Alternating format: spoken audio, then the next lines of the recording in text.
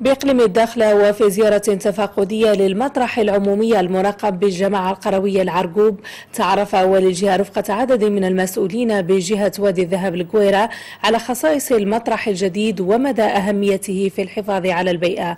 أهمية المطرح المراقب الجديد الذي انتهت الأشغال به والذي سيبدأ العمل به في القادم من الأيام، وكذا الطرق المتبعة في عزل ومعالجة النفايات يقربنا منها أكثر. ريبورتاج محمد سروزي ومحمد يداس.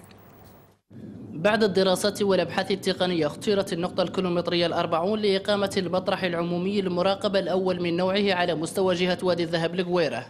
ميزانية ضخمة وصلت 33 مليون درهم خصصت لإقامة هذا المشروع على مساحة بلغت 16 هكتارا. مشروع جاء ثمرة اتفاقية شراكة بين عدد من الإدارات والمجالس المنتخبة مع وزارة الطاقة والمعادن والماء والبيئة.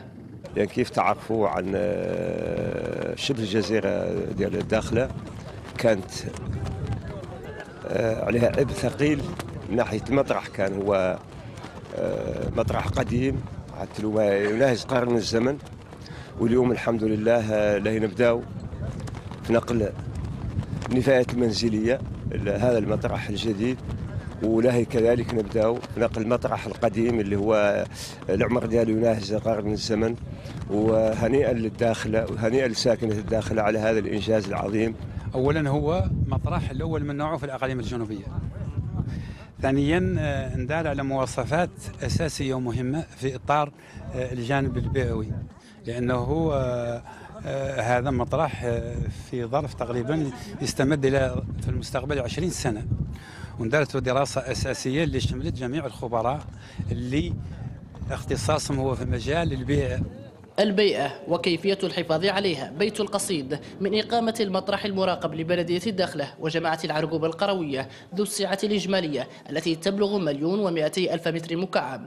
فبعد الدراسات والأبحاث أقيم المطرح بشروط بيئية خاصة منذ بدايته، وسطر المشرفون على ميلاده خطة تراعي الجوانب البيئية للمنطقة مستقبلا أيضا أثناء نقل وفرز ومعالجة النفايات. كاين هناك غشاء انجو ممبران اللي كيمنع النفاذيه ما بين الطبقه ديال النفايات والطبقه الارضيه للحفاظ على المياه الجوفيه اللي كاينه تحت الارض. و في ناحيه السير ديالو فهو غادي يكون كيعتمد على التقنيه ديال نقل النفايات، ومن بعد ذلك الفرز ديالها، يعني الكرتون بوحده والبلاستيك بوحده وباقي النفايات بوحده، والروسيكلاج ديال داك الكرتون والبلاستيك، ومعالجه النفايات اللي غادي تكون كتطرح هنا في المطرح. واهميه هذا المطرح بانه اول مطرح مراقب على مستوى جهه وادي الذهب القويره. مشروع بيئي هام بميزانية هامة أيضا يأتي في وقت تستعد فيه جهة وادي الذهب القويرة لترسم خارطة خاصة بها في إطار سياسة المدينة، سياسة تراعي البعد البيئي بالمقام الأول.